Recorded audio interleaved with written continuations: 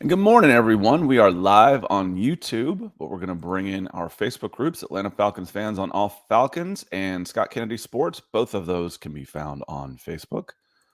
And we'll get started. We got a lot to talk about today on Saints Week, which seems almost secondary right now.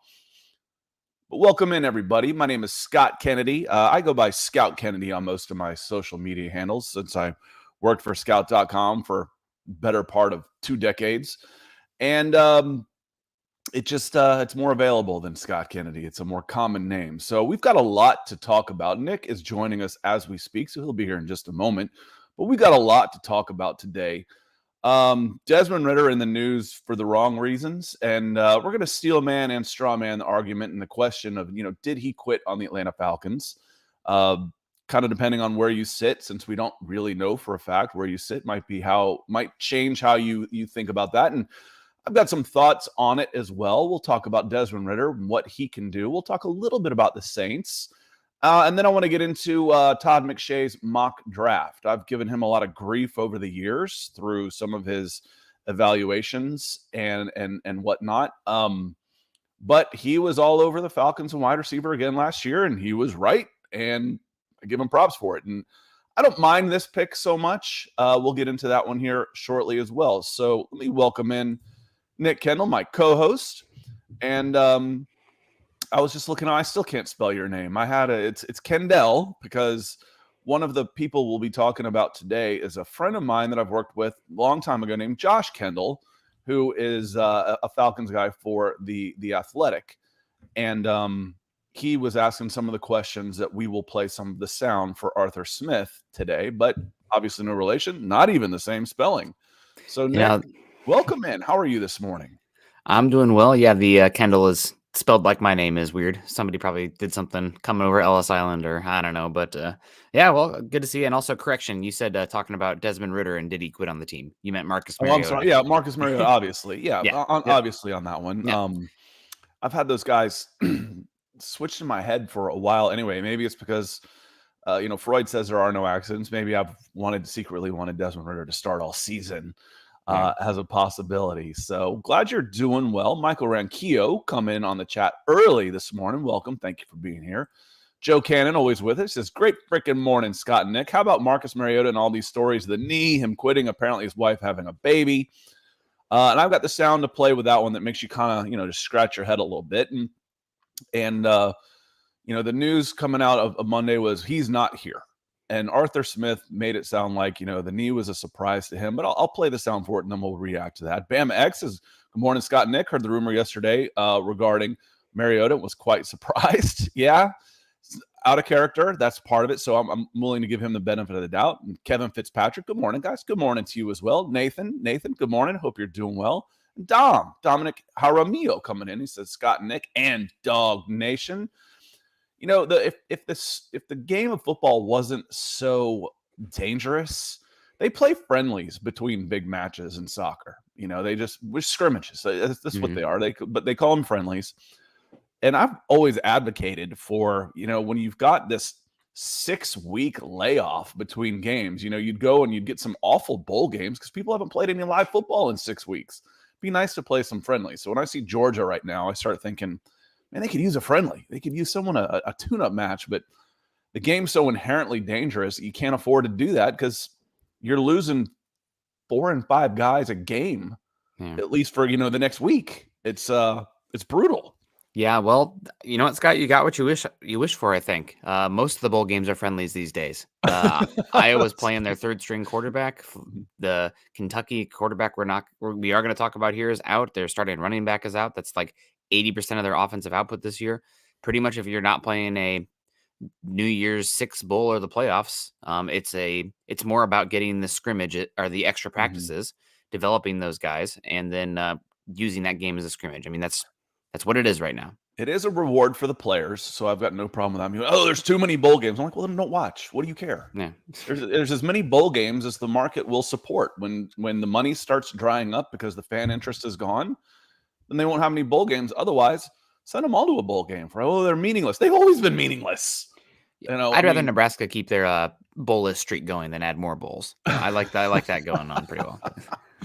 Yeah, maybe so. But let's get into this one early, right off the top. I asked a question in the headline, the real grabber on there, the real shock question. Did Marcus Mariota quit on his teammates? What on the Atlanta Falcons? What did and I said it right that time, Marcus Mariota. Mm-hmm. What brought that up was a little bit of how Arthur Smith responded to the question about the knee injury, and here it is real quick. I would anticipate that, yeah. And that had nothing to do with the move here, Josh, but there's, like a lot of athletes, some chronic, nothing that's been an issue this season, but that's their prerogative. And so, as this happens, that's why we signed Logan on Saturday to make sure we have depth there. And we'll, once that decision is made, then I'll update you. But he's not here right now. So in case, just giving you full transparency. But he wouldn't. If you had not made the switch, this knee thing wouldn't have come out. He wouldn't have. Josh, I'm not a medical expert. Just telling you it had nothing to do with the decision, and we'll just see how the week plays out. So if you couldn't hear the second part of Josh's question, it's Josh Kendall of The Athletic. Good dude, by the way. He asked him, he goes, if the switch hadn't been made, this knee issue wouldn't have come up. Very sly. And that's when he said, I'm not a medical doctor. But the first part of that question was, do you anticipate Marcus going on IR? And he's like, yes, that's what we anticipate right now. Now, Nick, you hear those words and you see that. What's your kind of initial reaction on that one? This is bizarre. What's going on? Don't remember anything like this. And I hope Mariota is okay. I mean, these guys, like you mentioned earlier, they're getting dings and bruises constantly. Maybe he has been playing through an injury. The fact that it was not disclosed to him is, or the fact that Arthur Blank kind of seemed perplexed by the knee injury is concerning. But you see all the time in the NFL where the team's medical staff is kind of like, oh, yeah, that's fine. And then they go get a second opinion. And it's like, no, you have a ruptured patella tendon and you need surgery. So I'm a little bit weary of teams' medical staffs from that perspective. But it's definitely fishy, no doubt about it. And I'm curious to see, this is not the last we're going to hear about it. There's going to be more details that come out over the offseason, I'm sure, as the season, as we progress to next season. So really, really interesting. And I think reading Arthur Smith there, he's definitely bummed about it. And I get it. I mean, sliding Logan Woodside is not a great option if Ritter goes down. And you are still very much in the thick of the playoffs hunts, thanks to the inept NFC South. And if Ritter goes down, I mean, you're already kind of saying we're thinking about next year going to Ritter at this point, at least in my opinion. Maybe he's better than Mariota, though, at this point. Who knows? But now your depth is greatly concerning. And if Ritter goes down, you're definitely dead you're in the going water. to Logan Woodside because you weren't going to Felipe Franks. No. Yeah. My initial reaction to that was similar. It's like, okay, and as Joe says, the talk about here is his wife's having a baby. That's why he's leaving. Okay, then why is he asking to go on IR and miss the rest of the season? Well, maybe the knee has been bothering him, and he knows he's half a play away, and he's holding on by a thread like this, and he's hiding it. It's a very, very real possibility that he's been covering up an injury. People say, oh, he's been running fine. He's been running the running part of the offense okay, where you see him on his read options in his straight line. But I mentioned last week, he still moves side to side like he thinks he can put a move on somebody, and he can't. Every time he goes laterally, he's toast. So, maybe as far as I know, he's been getting injections in his knee for the last 6 weeks and haven't told anybody, and if it's like, listen, coach, if I'm not going to be the starter, one, I'm going to go home and see my wife. And two, I got to get my knee checked out. I've been kind of hiding this lately. And he may not have admitted to all that, and none of that may be true, but I'm willing to give Marcus Mariota, who has been nothing more than a professional, nothing but professional in his entire career. I'm willing to give him the benefit of the doubt rather than say this baby just quit and left. That doesn't sound right to me. It just doesn't, Nick. Yeah, I'm with you on that one, giving him the benefit of the doubt. But I do think that this isn't, again, like I said, this isn't the last bit of information we are going to hear about this over, the course of the future. So we'll be curious to see how that plays out. The other thing here is talking about quitting on his team. There has been reports in the past of him, losing his passion for football. The fact that he was ready to walk away and then John Ritter and Derek Carr helped revitalize and revive his love and passion for the game. It's been a rough season, obviously, And for who was the coach at him. that time? That was Tennessee's, and his offensive coordinator was Arthur Smith. Yes. So, I mean, there's just, I guess it's possible that this is, him saying, peace, sayonara, in that regard, after not being the starter anymore. But I'm not claiming that's the case. But Yeah, that just does not sound right to me. It doesn't. I mean, it he could come puts his back. body on the line out there when he plays. He certainly hasn't played like he doesn't care. He hasn't done great. That doesn't mean he's not out there putting his body on the line out there. And we know where Ryann, with the camp that Ryann sits in, he says, I want to start a petition to never mention that former QB's name ever again. He says, I want to call him just, who version 2.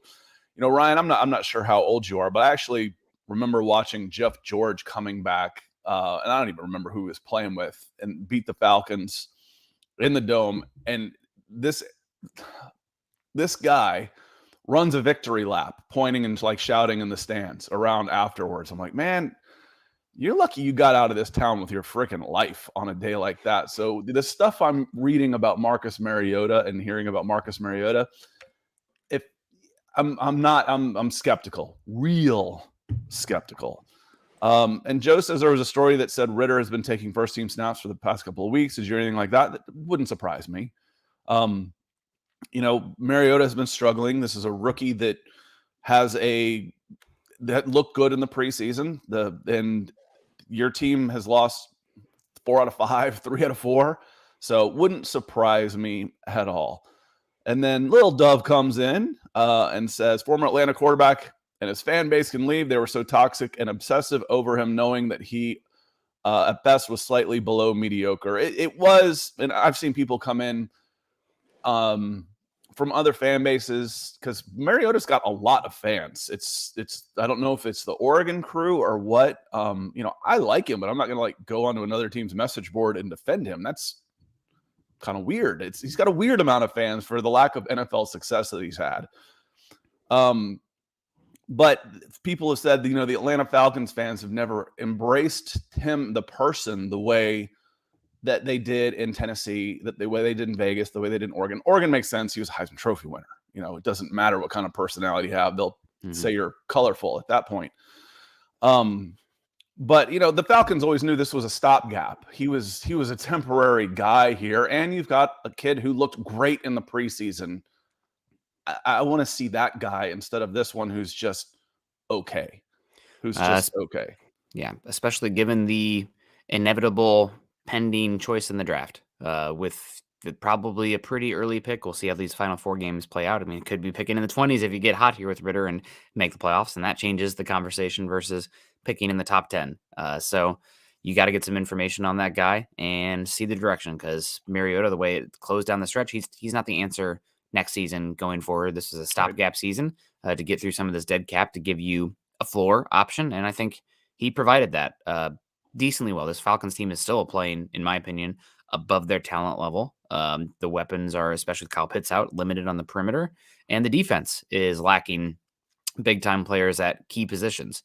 So the fact that they're playing above water, I think he deserves some credit. I see that there's some anger about him right now, and he's a limited quarterback, and this might also be a situation where, kind of saw it last year with Denver fans with Teddy Bridgewater. He's anybody who's telling you that he's the long-term answer or anything other than a stopgap to give you competency for a year is either head in the clouds or just full-on deceitful.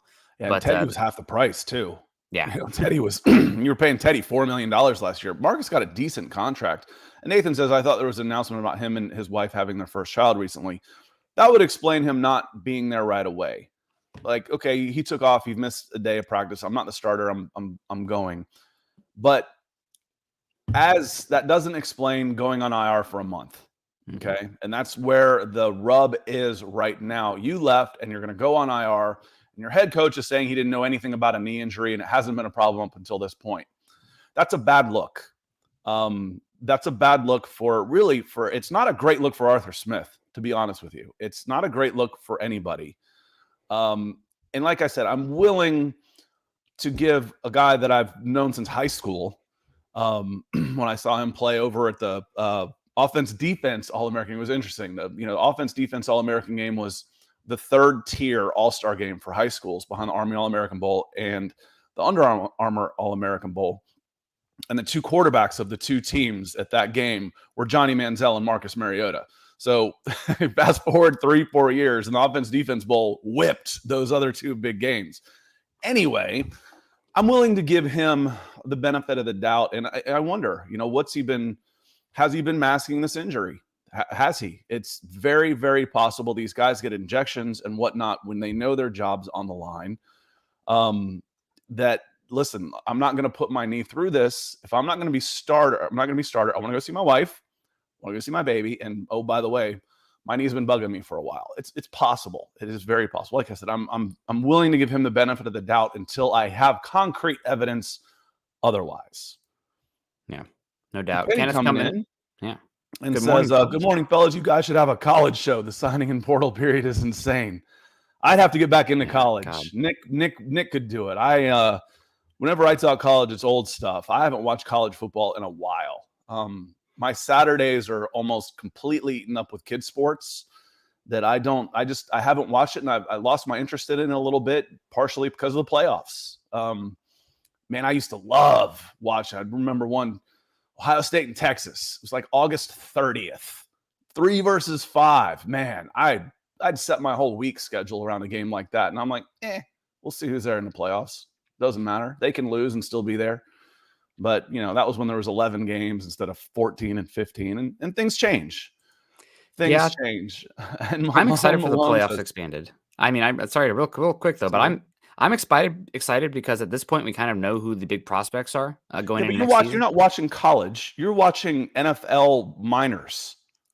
You're watching the development. You're not watching. I watch because I loved the college football, and the people I was always around were, I was living on the message boards of every SEC team. I was in that world, living that life. Once they went to the pros, I didn't pay attention at all. I didn't care. You're not watching college football for college football. You're watching NFL prospects play football. It's partially different. Partially, yes. If the Iowa Hawkeyes make the playoffs, I'm damn sure watching. Yeah, but you know what I mean. That's my team. Yeah. The other thing is these games still do matter. I'm getting the playoffs. I like that, but the first round being the one seeds getting to play at the top seed getting to play at home for a college football game, I would kill to see LSU come up and have to play in Wisconsin in November or December or January. And then also the top 4 teams having a bye. I mean, there still is ranking for this team. Now you're going to have debates about like the 4 or 5 seed and do they deserve it versus not, but also the fact that the conference championship games are going to matter now. I know that you had a big issue with that. I think that's an addition, but again, there's pros and cons to everything. I think it changed for me in 2008. I think it was LSU was picked to the BCS championship game as a 2-loss team. And I was like, okay, the regular season's already been compromised. You're playing 13, 14 games. You're losing twice in the regular season. Every game doesn't really matter anymore. You can lose twice and still go to the number 1 game. Yep. It lost the feeling of do or die every single week, which I loved. God, I love that. Anyway, and Malone or Malin, you'll have to help me out on this one. Says Atlanta fans love the guy, but are sticklers for results, which trumps likability. I would absolutely disagree that Atlanta fans are sticklers for results. We've had too many losses. We've had way too many losses, man, through the years. I get what you're saying, though. I mean, Matt Ryan was super likable and led the best era this team has ever had. But as the results didn't come in, as he led this team to places they'd only been one time before and multiple NFC championship games. And then, oh God, and here's the ironic part is my viewers versus likes says 28-3 right now. Let's just close the damn, close it. I need more likes. Somebody change that score. Okay. Thank you. Now it says 30-3. That they turn, they do on that. And when they're finished, then they will be embraced. But, Marcus Mariota hadn't built up any goodwill, through the time on that one. And saying he's going to the first child and the knee injury, saying because where were we saying right here? The backup, because this is the other point I wanted to have was Malone said he'd be a perfect backup and tutor besides not to be there for the team he led for 13 games. If he doesn't come back at all, then we'll know. He's gone for a couple of days. It's Wednesday, off a bye week where he's the backup and he's having a child. Okay, I understand. It was. I understand. We'll see when you get back and be with the team. If he doesn't come back, I got a problem. Nick, would you agree with that? Yeah, unless it's we discovered something and he has to have surgery in the knee or something. I mean, we'll find more information out. Still, we're dealing not with all the information, and it's kind of he's still under contract, man. He's until March or before March when they cut him, so he doesn't get the roster bonus. Mm-hmm. Because there's no way. That was the other part I wanted to say, Nick, as far as gut reaction. My other gut reaction on this, and I've said this a few times. I said it in November of last year about Calvin Ridley listening to Arthur Smith talk. Desmond Ritter, I did it again. Marcus Mariota has played his last snap as an Atlanta Falcon. Without a doubt. Without a doubt, he is done. Gonzalez. He is not playing another snap for the Atlanta Falcons. He wasn't ever going to see a snap on that contract next year anyway. It was a $10 million cap savings with a $2 million dead cap hit. That's a 1-year contract. But I agree. He, unless he's in a wheelchair and he's doing something, but obviously it's not that bad because he was able to play and probably would have been playing this week if he was still the starter. I agree. He should be back and helping with this team and helping to mentor Desmond Ritter. Yep, 100%. It's a bummer, especially because you're one play away from having to start Logan Woodside, Felipe Franks, and you are still very much in the playoffs, in the thick of things. Not in the playoffs, but in the hunt with your record right now. So it stings. If this team was way out of the playoffs and the Buccaneers sewed it up a while ago or something, then the season's over. Okay, but you're still fighting for something out there. This one, there still needs to be belief and pulling in the same direction, and this goes against it. So I don't fault any of the fans for having the very upset reaction to it. I'm not as emotionally attached to this team in this situation.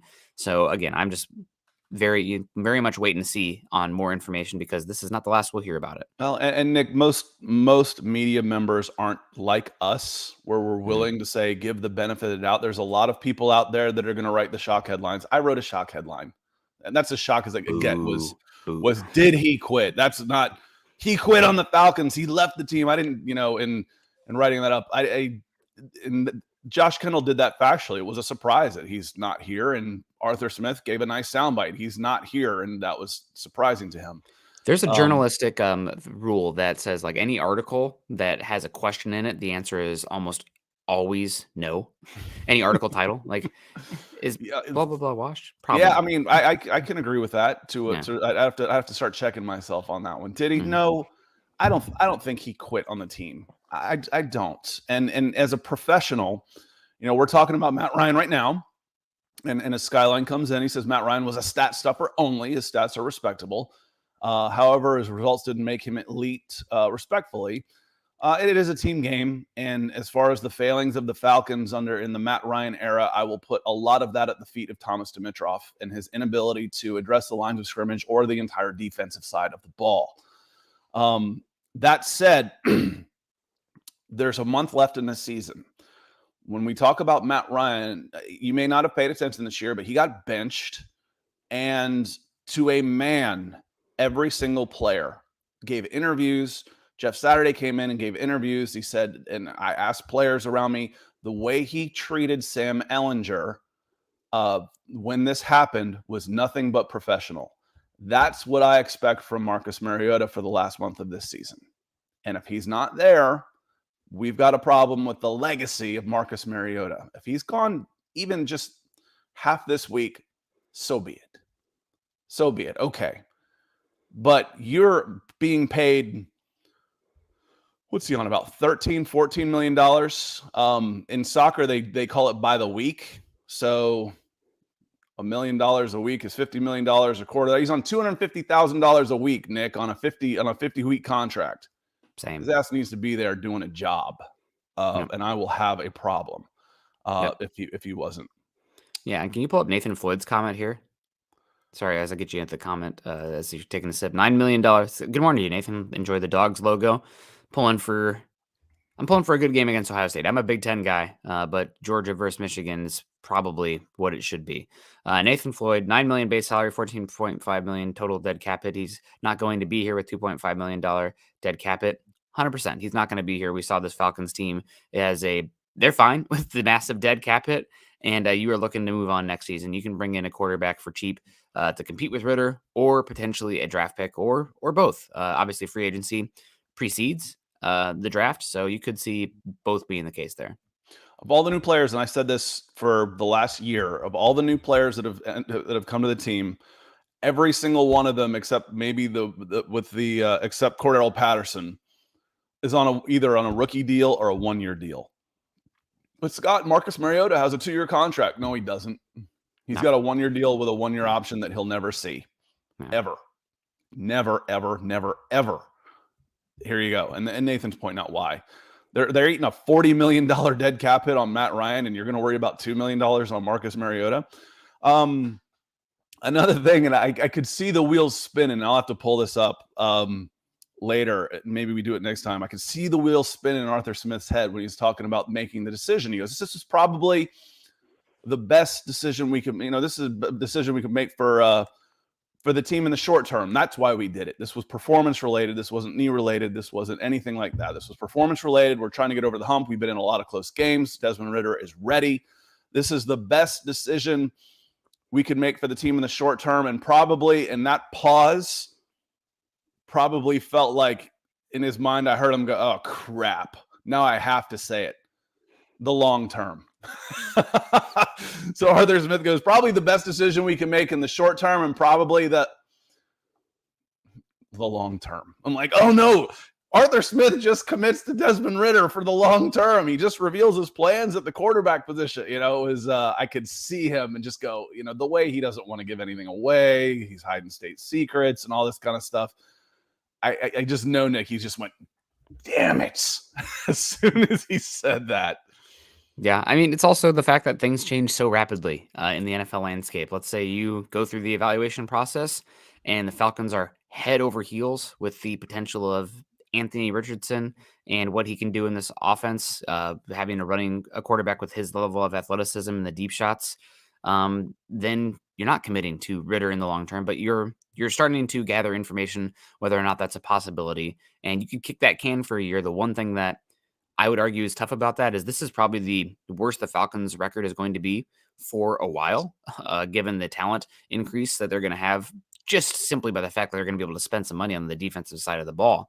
And you might be picking top 10 this year. Well, let's say it's top 18 next year or 22 or something like that. Much harder to get that quarterback versus already being in there. I mean, moving up from 7 to 5 is completely different than moving up from 18 to 10. That's a totally different package. So it'll be interesting to see how it plays out here. And this is if committing to Ritter this offseason, might be committing to him for the next few seasons, given where you might be picking.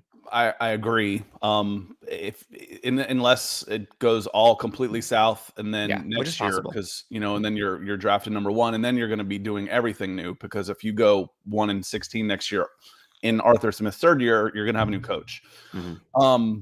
That is a good segue. We're at 29 minutes.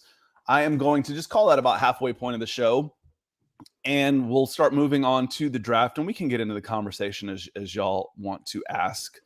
With Luke Wright coming in right here. Luke Wright's coming in, says, "Good morning, Nick and Scott," coming in on YouTube. As y'all are coming in, make sure you hit that like button. Like and or share, both is great. Help us find more Falcons fans, more football fans, just like you. And Mullen comes in, he says, "A lot of teams had Ritter as the first QB in the draft, and has been compared to Staubach." That's an old Roger the Dodger. I'm sure he wanted the chance to beat Pickett versus the Steelers. Well, he was the second pick in the draft, so it doesn't surprise me that a lot of teams would have had him in the best. There wasn't a consensus, or a lot of teams had Malik Willis as the top pick in this draft as far as quarterbacks go, but it wasn't a great quarterback class, and I think the Falcons got a steal in the 3rd round. I had mocked him several times with their first pick in the 2nd round, saying this is a good place to take a quarterback. And I liked Desmond Ritter. However, moving on to Todd McShay's mock draft on ESPN. Like I said, I've had my problems with Todd McShay through the years, and I think it's probably just jealous. He's got better hair, better suits. He is on ESPN. No, but he's had some real head scratchers in the past. I'm like, dude, what are you watching? Are you even watching anything? But I think he's done a decent job the last 2 seasons for sure. And he came out and won. He had the Falcons taking quarterback Will Levis out of Kentucky with the number 6 pick. My best friend saw it first and emailed me. He's like, what the hell? He's a Georgia fan. Lots of Georgia fans in here. He graduated from the University of Georgia. He's like, I've watched this guy 100 times. He's terrible. Nick, what is your initial reaction to, let's say the Falcons were able to get Will Levis in the draft? Would that be somebody that you would advocate for? You'd say, okay, yeah, that's a good pick for the Falcons, assuming that means Desmond Ritter wasn't the guy. He's going to be very controversial in this draft. Will Levis. It very much reminds me of not to the same extent, but the 2018 draft where, Baker Mayfield's at the great college with the great system, but lacking in some tools.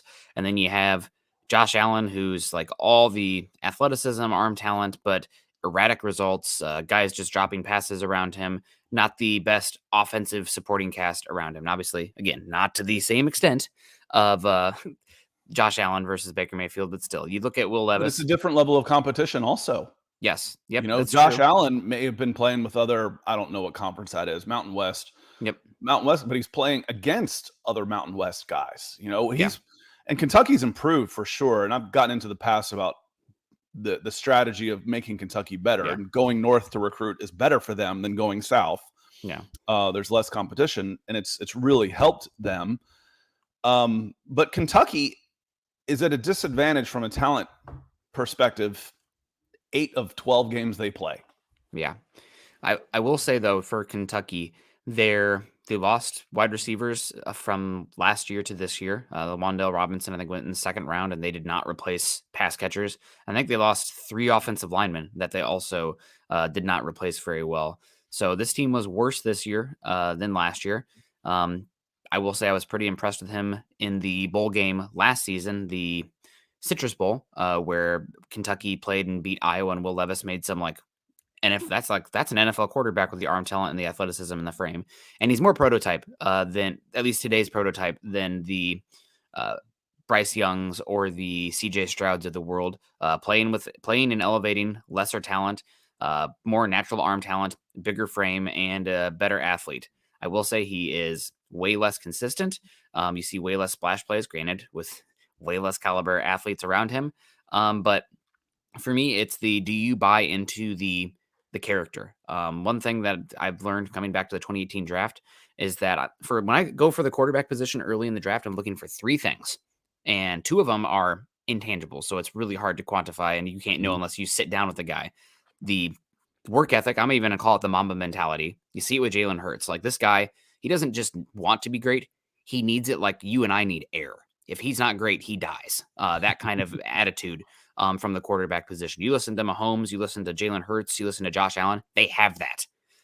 The intelligence, another intangible. It's hard for us to dissect there. What we can dissect is the physical traits, the arm talent, plus the frame, plus the mobility and athleticism. So I need to have all 3 if I'm swinging in top 10 on these guys. And Will Levis, he's one that actually passes the tangible side of things for me. Now, he's not the same level athlete as a Lamar Jackson, a Justin Fields, doesn't have the arm talent of a Josh Allen, Patrick Mahomes, but as far as those overall package of skills, I could see it. The tape is erratic, but if you buy into the person, the work ethic and the intelligence, I could see an argument for it. But again, we're too detached from that to fully know that for sure. So the Draft Network 2 weeks ago, I think, had Will Levis going number 1 overall. Yeah, changing things up. I was like, wow, that's strange. The other part of McShay's draft pick, and I think he used a probability of Super Bowl or something. I don't know what it was, but he had the Falcons picking 6th. I don't think they're going to pick that high. I think at worst they go 1-3 over the course by getting at least a win against the the Cardinals at home. I think they can win that game, and then pick up one of three against the Ravens, a Lamar Jackson-less Ravens, if that's who it is, against the Saints. I won't be completely surprised if they beat the Saints, and then the Buccaneers in the last game of the season at home. They can beat the Bucs. Yeah. So, even if it's a 30% chance in each of those three games, you say how you factor probability is by taking the fail rate, which in this case would be 70%, and multiplying it 3 times. So 0.7 times 0.7 is 0.49 times 0.7 ends up being like 0.28. We'll call that 0.3. That means you got a 70% chance of winning one of those 3 games. So I think they're not going to pick as high as 6 anyway. That's my question on that. And if it's Will Levis, if I'm not sold on Will Levis, I haven't seen enough yet, and we haven't seen Desmond Ritter here. And I think it was Joe. He came in on Facebook. He says, "I don't understand how he can have us drafting Will Levis before we get to see Ritter play. It's just the unknown. I mean, that's his job. Right now we don't know that if the Falcons have a quarterback or not. They're picking in the top 10, and a quarterback is available. I'm going to check this box. It makes sense." And to add on to that, just real quick, I mean, you haven't seen Ritter play, but the Falcons have made an evaluation of Ritter. They decided that he was worth a 3rd-round draft pick. And obviously the NFL side is unknown. There's always that he could hit, but the historical rate for non-top 20 drafted quarterbacks in the last decade is not great. I think I can think of 4 quarterbacks right now in the NFL that are really, maybe 5, Jimmy Garoppolo, if you want to debate him or not, but Derek Carr, again, another one, Dak Prescott, Kirk Cousins, and Jalen Hurts. Jalen Hurts is the most recent one, but pretty much the NFL has done a pretty good job of evaluating the haves versus the have-nots at the quarterback position. So in the first round, you have your hits and misses, but most of the quality starters don't fall outside of the first round. So it's not just you're building on nothing. You did make an evaluation last year, and so did the league, with Ritter falling to the 3rd round. Now, that's not to say Ritter won't have there. And Russell Wilson, I see Russell Wilson was the 3rd. Russell Wilson was drafted over a decade ago. So I did add the caveat of 10 years. Yeah, it's been a while. I mean, Tom Brady, there's several out there, but you go through the list of quarterbacks, in the last 5, 6, 7 years, most of them are 1st-round draft picks. And I get that. But again, it doesn't mean you can't be the exception for sure, but those are usually the rules that prove the exceptions. And Ritter, that was a strange class. It really was. Ritter is a good player. I mean, there's talks of Malik Willis going top 5, and then he falls in the 4th round or something, so I was at the Senior Bowl. I was lucky enough and this rarely happens, where the top quarterbacks on the board were seniors and they were all there. Never happens. My gut reaction there was, I don't want any of these guys in the 1st round. I just don't see the consistency. Malik Willis has the arm strength and mobility, but he's on the shorter side, and man, he's erratic as hell throwing the ball. Desmond Ritter is close. He's a little thin, not quite the howitzer arm I want in a 1st-round guy, but 2nd round, yes, please, I'm interested. Kenny Pickett, so limited physically that he's just not a 1st-round type of talent, so it happens. Let me hit on Alec here real quick, who came in, and AE says, good morning, AE. And Alec comes in. He says, hey, Scott and Nick, who do you see being the next rivalry in the South? I think it's probably be Falcons versus Panthers. I see the Saints and Bucs falling off due to cap issues and roster age. So rivalry is one thing. Those don't change. It's the Saints and Falcons. That's the Saints and the Falcons' biggest rivalry. It will be like that for eternity. These teams are all fairly close enough now and play each other twice a year that they're all divisional rivals to a certain extent. But the question here asks, who do you think is going to be fighting for supremacy in the NFC South? And if the NFC South has shown you anything in the last 20 years, is it rotates pretty well, which is how the NFL wants it. They want everybody to come in and have their chance and come back in and out of it. But I think the Falcons are definitely on the ascendancy. They're right there in the thick of things in the South. That's a relative term also, with a $98 million active cap. And if they IR, holy cow, I hadn't even thought of this, Nick. If they IR Marcus Mariota, it drops into the 80s. An $80 million active salary cap, active roster for their salary cap. That's about 40%. I've joked about, they're playing with half a team. They'd have $80 million on the field of a possible like 210. And they're competitive. Yeah. When they're playing with a full deck, this team's going to be dangerous as they get the pieces together and mishmatch. Because I think Arthur Smith does a really good job with what he's got. Now, Nick, I guess the question is can he then, you've seen coaches who are good at getting blue collar guys to play above their heads. But as you give them a step up to the next level, then they don't know how to handle the egos or to work with a higher level of player. Can Arthur Smith be that guy? I'm interested to find out. That's for sure. Yeah. Will be interesting, no doubt. As far as the NFC South, I mean, you mentioned it. The Broncos have been getting their butts kicked by the Chiefs for a bit, and Chargers are better. But the two most relevant teams in the AFC West are the biggest rivals, in my opinion, in the Broncos and the Raiders. We hate each other. Maybe the Raiders would say the Chiefs right now because they've been so good. And nobody really hates the Chargers. They don't really have the crap talking fans to have that. But they haven't had the success. That's exactly it. Yep, they haven't had the success. The loved, hated, but never ignored.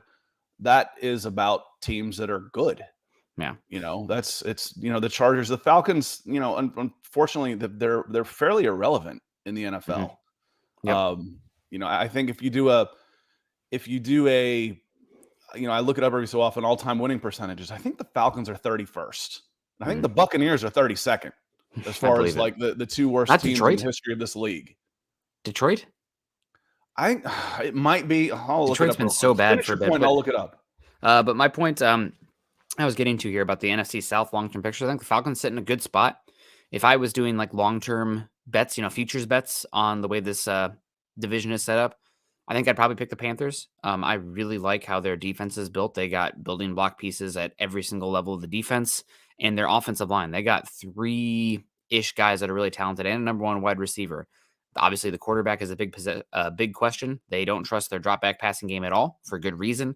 But I think they're in a position to go get a quarterback. And it does sound like, bringing it full circle here. God, I cannot remember who the Panthers owner is. It does sound like he's a little bit head over heels interested in Will Levis and might make a aggressive move up the board to go get a Will Levis to add him to this Panthers team. Well, they might not have to go up too high. They're sitting there at 5-9 too, I think, or 5-8 also. You might have to still, given, we talked about, you mentioned earlier the Draft Network mock that had Will Levis going number 1 overall. You have, I think Pro Football Focus has Will Levis at number 2 overall. Again, we've been, and it's partially because of the Blue Bloods and everybody seeing them and the big numbers and everything, but like Bryce Young, CJ Stroud. Now we're getting to the NFL side of things where things are getting leaked from the teams versus, the media. And it's starting to be like, okay, well, maybe Will Levis is up there. Maybe somebody's more intrigued by the tools and traits and upside of Anthony Richardson than the pocket prep passer CJ Stroud, who somewhat struggles under pressure when things are not perfect for him in the pocket. Those kind of things start to get leaked and different perspectives come out. So we'll see how it plays out. The bottom 5 teams in the history of the NFL: Houston Texans, Atlanta Falcons, Arizona Cardinals, Jacksonville Jaguars, and Tampa Bay Buccaneers. That's wild. Gatorade Gaming comes and he says Cleveland. The Browns pre-Super Bowl era, which was a lot of football, like 50 years, were a powerhouse. Otto Graham. So yeah, they and Jim Brown, they won like several NFL championships pre-Super Bowl era. So NFL's been playing for 100 years. First half of it, they were really good. It's like looking at Army and say, how is Army in all of these things? Or Notre Dame these days, for goodness sakes. It's because black and white era, they were really good. They've been playing a long time in Cleveland. But in my lifetime, and I'm old, I'm Super Bowl era, is they haven't been that way for sure. I mean, best case, and someone asked me this before, best case, what's the best case for the Falcons? And the best case is that Ritter goes out there and looks really good over the course of the next several games, because you've got your quarterback locked in on $1 million for the next, 3 seasons, and you can start investing some of these high picks somewhere else. Like if I'm looking at at some of the guys picking just behind there, He's got the Colts, McShay's draft on ESPN. He's got the Colts taking Peter Skoronski, offensive tackle, Northwestern. Offensive tackle becomes a big priority if Caleb McGarry signs somewhere else. Now you've got to start thinking about using that top 10 pick on an offensive tackle. That enters into play. So that will be key. And I like the chances of McGarry getting a good contract from the Falcons, but you can never underestimate somebody coming in and doing something 50% over market value, Nick. Yeah.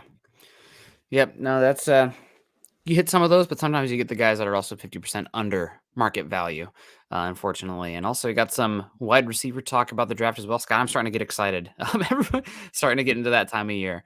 I don't think this is the best wide receiver class coming out here this year, personally. Now, I will say, full disclosure, wide receiver is probably my weakest position in terms of evaluation. I just, have the least amount of technical knowledge on that position. And that's your problem. You think it matters. The fit that I don't know what's going on as much for the wide receivers. You think it matters. Big, fast, strong. Can he catch? Good. I hit all those check marks. I'm good. Don't overthink it, man. It's an athlete. It's an athlete game.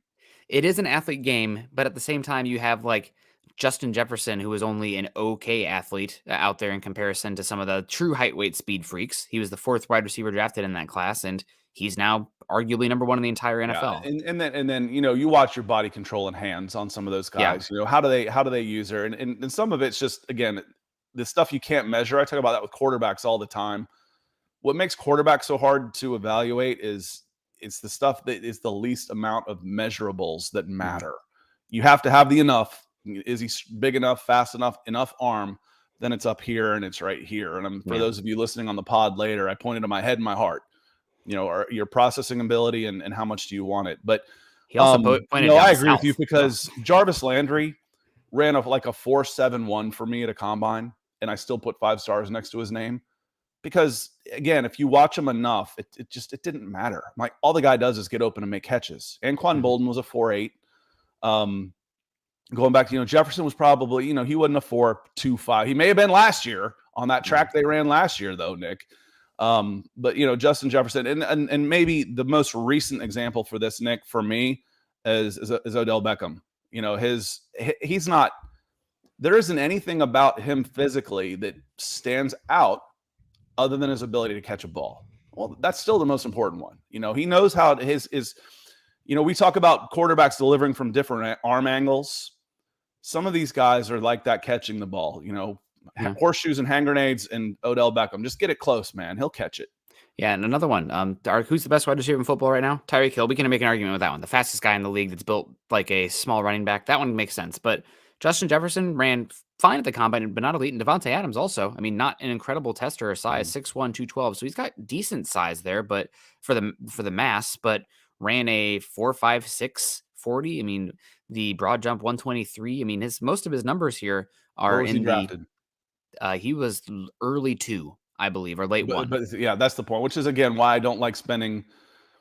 I don't necessarily want to spend it unless I've got all that in a 6 guy that's 6'5". That's why I didn't want Drake London. I didn't want them using the number 8 last year because I can get good receivers down the line. And that's the other part of it, Nick, is a lot of the receivers, it's not that hard to find guys that can run and catch. It's hard to find guys that can run and hit and run and cover. That's why I like spending those picks a little earlier on the defensive side of the ball. We disagree just a tad on the current market of the wide receivers and where they're going. You're talking about like those guys you want. I think a lot of them were gone by the Falcons' 2nd pick, if I do recall, last season. And yeah, especially the guy I really wanted, which was Christian Watson. Yeah, he went like 35. Yep. Yeah, so he was quicker, but again, and it wasn't a great trade down, but when you're taking the first wide receiver and 5 more go right after that, you're taking a gamble that you got it right. Yeah. Could I have moved back from 8 to 12 and gotten another 3rd round pick, another 2nd round pick? Yeah. To me, that's where this team was. Not I'm Drake London over Chris Olave away, and I'm so confident that Drake London is the right guy that by God, I'm staying here, even though the Bears are offering me a 3rd and a 4th to move back 3 spots. That's where it starts. The questions. Like I said, questions are easy, answers are hard. I don't have the answers on that. Yeah. But to be so cocksure of yourself to take Drake London number 8 when there's 5 more guys in the next 7 picks is questionable, in my opinion. Yeah, and we'll see how it plays out. But just coming back to bring this point home, I think given what wide receivers are getting paid right now and how much your teams are living in 11 personnel and seeing on the Denver side of things right now, what it looks like when you don't have guys out there. If you believe a wide receiver can be a wide receiver 1 in this league, I think it's okay to use that first round evaluation. I think when you're living more so in that 21 and 12 personnel world and the wide receivers were not as jumping off the board like they are now, and they weren't getting paid crazy contracts for wide receiver 3s, then I was a little bit more with you in that one. But I think just the wide receiver market has exploded, and it's because they are so valuable, getting difference makers there. But it depends on who's there. Again, not every draft is going to have 6 guys in the top 13 or 14 picks. Yeah. But I'm speaking on this one last year, and Ryan says Drake London was a great pick. You will see. And again, I like Drake London. Okay, I think he is a good player, and the philosophy I've said a zillion times is it's not the guys you miss that kill you, it's the guys you take and can't play that kill you. Drake London can play. All right. What I'm saying, Ryan, is you had the pick of the litter at that spot. Were you so confident that he was so much better than everybody else that you would dismiss the idea of moving down and taking Chris Olave, Garrett Wilson, Jameson Williams? Right now, if I'm looking at, receiving yards by the teams, and a lot of this has to do with the situation you're in, and Drake London should be applauded for getting as many yards as he has in this situation he's in with Marcus Mariota and Arthur Smith. But Chris Olave has almost 900 yards. Garrett Wilson has almost 900 yards. George Pickens, a guy we all really liked in the second round, has 600 yards. And then Drake London has 533 with Alec Pierce, another second-round pick at 410, and Christian Watson has 410. This says, that's receiving yards, and now he has 7 touchdowns, I think, all in the last 4 weeks. Is a good pick, So, again, I'm happy with the pick. But, again, my question for Terry Fontenot would be, and he would never tell me, but I'd like to know is, with Kyle Pitts, what was your option to move down? With Drake London, what was your option to move down? Because this team was in dire need of players. And on top of that, they're in dire need of cheap players. Again, if they IR Marcus Mariota, they're going to have about $89 million on the field on game days. $89 million on the field. They needed as many cheap players as they could get. And I'm not so convinced that Drake London was such a head and shoulders better pick than the other guys that went immediately after him, that trading down wasn't a better option. Yeah, we'll never know what was available or not. And Ryan makes a good point, too. I think the London conversation has much to do about identity and scheme as anything else. I mean, Chris Olave would be great for a team that's tossing it around 50 times. But London was the one with the size and the physicality to his game where he can be an impact player in that max personnel max protection drop back game and the physical blocking. So again, not to rehash it too much because we talked about it a lot, but I think from a specific fit, it makes sense. I was more of a Jameson Williams and a Garrett Wilson fan last cycle, but coming down to the culture and identity and fit for what you want to do, I think London makes a lot of sense. Now you probably need a Z, somebody who can uncover a lot versus man coverage, or a field stretcher. But I think you can find some guys there, or even pay somebody. I would be kind of skeptical to pay a wide receiver given what the market is last year. I mean, the Christian Kirk one still gives me shivers. Maybe that's just the Jags being the Jags and overpaying people, but that's the one where, when we referenced contracts and where it all went crazy. Oh yeah. Remember that Christian Kirk deal that just set off the whole chain of events? Yeah. It's like, oh, he's a good wide receiver 3, maybe a low end 2. He got what? Yeah. Oh my God. So, yeah, and there will be a bounce back on that, and you've seen it already. You trade Devontae Adams, you trade Tyreek Hill. No, I'm not giving 15% of my salary cap to this guy. I'm got to pay my quarterback and my defense. Yeah. I'll go draft somebody and plug him in and have him cost controlled for a while. There will be a course correction on that in the near future as well. Rich coming in. Good morning, Rich. So good morning, guys. I'm excited about Ritter. I hope he's the next franchise quarterback. I hope we can finally draft an impact edge rusher or any DL help in the upcoming draft. And it's the snowman from Anchorage, Alaska. Well, good morning to you. It's bright and early, about 6 a.m. that Rich is joining us. And we were talking about the Drake Levis pick at number 6. And one, I don't think the Falcons are going to pick 6. I think they're going to pick a little bit lower than that. I think the worst they finish this year is 6-11, but it'll probably be another 7-10. So the other players that were in there, Nick, that go immediately after, I mentioned offensive tackle out of Northwestern, 7 to the Colts. They've poured so much into their offensive line already that seems a little strange to me. I know they've struggled, but my God. But how about 8 going to the Raiders? This would be a good pick for the Falcons, and probably where they're going to end up anyway is around that 8 spot again. Is defensive end Tyree Wilson for Texas Tech. Is that your edge rusher, your number 1, to pair and bookend with Arnold Ebiketie for the next decade, and you're good at the pass rush? It definitely would help a lot. He's a power rusher. You think he's going to be at the Senior Bowl unless he does that thing where he's accepted and then backs out at his agent's digression, or he goes in there and dominates one practice and then is out of there. Right now, again, I'm still pretty early in this as far as the top prospects, because the Broncos are probably not going to be looking for a lot of those guys. So I start bottomed more about the range where I think they're going to be picking. Just off of viewings, though, I think I probably have Miles Murphy over Tyree Wilson, the edge rusher from Clemson.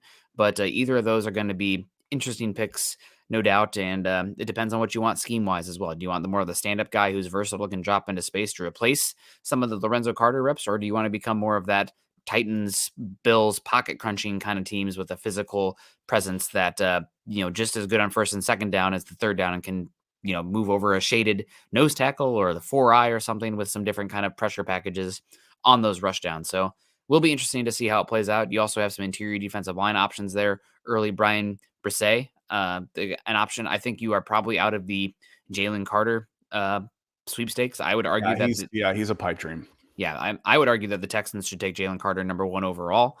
But that's definitely a debate for this team. And I think cornerback is also one that you would have to debate for this team. Just get one of those guys, a defensive line, edge or defensive tackle, and cornerback, and get a building block piece there. That's probably the way I would argue to go if you don't get if you don't get a quarterback first round. So there was some talk about A.J. Brown getting traded. I kind of forgot about him. He signed a 4-year, $100 million contract. Okay, what is it really? It's 4 years with 57 guaranteed. So it's 4 years at about 15 per. That's similar money to what what's the guy we were talking about? Christian Kirk got. In the first 4 years, his dead cap, so they could get out of it in 2025, where his cap hit goes from 22 and his dead cap to 15. And after 2025 is when you see where he will get out of it. Well, they'll restructure or something. He'll only be 29 years old at 38 million cap hit with an 8.7 dead cap. So it's a 4-year deal with the 57 guaranteed. So that's a pretty good contract for the Philadelphia Eagles, if you ask me, for what they're getting out of that. And they're able to do that. Why, Nick, are they able to spend in other places? Rookie cost-controlled quarterback, and there also they set up their team really well with draft picks. I mean, Howie Roseman's been doing better with draft capital than any team in the NFL. Not as far as the picks year to year, but the pick acquisition. He's somebody that I'd be like, I've been wanting to do this for years. Bill Belichick made a career off of it early in the mid-2000s. Okay, we're going to move back from the first round, and you're going to give us your third-round pick this year, and guess what else? You're going to give us your first-round pick next year. And that's just keep punting, kicking that can, and it's worked out pretty well for them. So we'll see how it continues to play out. And also A.J. Brown had some injuries and whatnot. That's another reason they're interested in moving on. And it wasn't just the open market A.J. Brown deal. It was we had to give up a first-round pick to have that exclusive contract negotiation with him. So there is a little bit of a other cost. But we're seeing some more of that, where some of these big name receivers are being moved because the exorbitant costs that they're getting, and that will correct itself, I believe, over the next 2 or 3 years, where it's going to be tough for a guy like Christian Kirk to get $15 million a year. Or not. Todd Wood comes in talking about DVOA. We meant to shout you out on this because we saw this as we were signing off the other day, Colin. Where you said when that SOB starts talking DVOA, we listen ASAP. I'm like, that was funny. That got a laugh. That got a good chuckle out of both of us. So well done, Colin Wood. But what I heard you saying, even if I'm not listening to specific names as much, Nick, what I'm hearing is there will be options in that 8 to 10 range for defensive linemen, where the Falcons could still use a bunch of help. I would argue that that's the case. Or you have a chance to trade down. There's going to be a plethora of offensive tackles where you are, and I think there's a pretty big drop-off at offensive tackle talent. Most teams, 95% of teams need offensive tackle talent. So maybe you could move down 5 spot and get an extra second-round pick this year and a third in 2024. And that's going to have a lot to do with what, because I believe they're going to restructure Jake Matthews. At what point do you stop doing that? Because that dead cap hit is going to come home to roost eventually. They could get out from under that albatross next season, but he would have to have the highest cap hit in the history of the offensive lineman by far. I think the highest cap hit this year is like 22 or 23. He's due a $37 million cap hit next year. That's prime for a restructure, but restructure adds years and it adds a dead cap number when you're not going to want him. We've seen it with Julio Jones. We've seen it with Matt Ryan. We saw it with Deion Jones. The salary cap is a myth as long as the player is playing well. Then I just extend and move it down the line. When I'm ready to move on for that player, that dead cap hit becomes an anchor for sure. Yeah, no doubt about it. So we'll see what they do there. I mean, maybe you just take your lumps there this season. Yeah, do it. Just pay it. Yeah, just pay it. And then maybe you set up McGarry's contract where his cap hit is low in 2023. And then a year that after Matthews' contract is plummets or you can move on from it, then you can have McGarry's contract explode as well. We'll have a good idea about offensive tackle. And I'm hoping they don't go into this draft thinking they need an offensive tackle because 12 months ago, if I had said this, I would have been, are you out of your mind? Because they re-signed Caleb McGarry. I'd like Caleb McGarry to be on a shorter term team deal. Give him 5 years at 65 or 70. That's basically a 3-year deal at 15 per. 3 years with 45 guaranteed. And if he plays like he has this year, I'm pretty darned happy. I really am. PFF has him a top 10 offensive tackle in football this year. My eye test has told me he's been really, really good. And he's earned it. And I hope he sticks it up. I wish I'd gotten this out of him the previous, at least 2 of the previous 3 years, but you've got it now. It'll be easier to re-sign him than it is to try and replace him, Nick, I believe. Yeah, I don't disagree with you at all.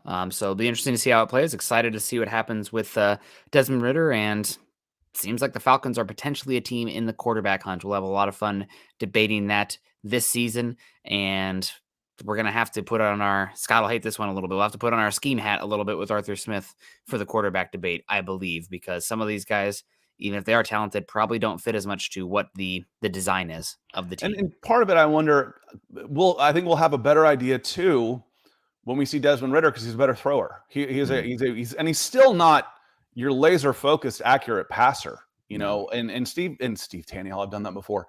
Ryan Tannehill, Steve Tannehill was a flamboyant Gamecocks quarterback, I think, in the early 90s. Ryan Tannehill wasn't exactly the guy went to Texas A&M or Texas Tech, wherever the hell he went, as a wide receiver. He's still not a pure pocket guy. So my question is, if I've got a quarterback with some mobility and some accuracy, I think Arthur Smith's scheme would adjust to take advantage of the throwing ability of a player, where right now he's adjusting to make up for the deficiencies of his throwers. So hopefully we will see more of Ritter throwing the ball well, and we'll get a better idea of what his scheme can be. Yeah, 100%. Well, a lot of fun conversation today, a lot of quarterback and team building stuff. We're entering our favorite time of the year, especially the time that you and I are too familiar with, given the current landscape of our team's playoff chances. I grew up in the 80s with the Falcons. The Falcons had one winning season in the 80s. It was 1980. I was 7 years old. So I grew up from 8 to 17 watching the NFL draft. I didn't watch it at 8. I did start watching it. My first real draft that I started paying attention was the 88 draft. So I was 15. That was Andre Bruce, number 1 overall, Marcus Cotton at the top.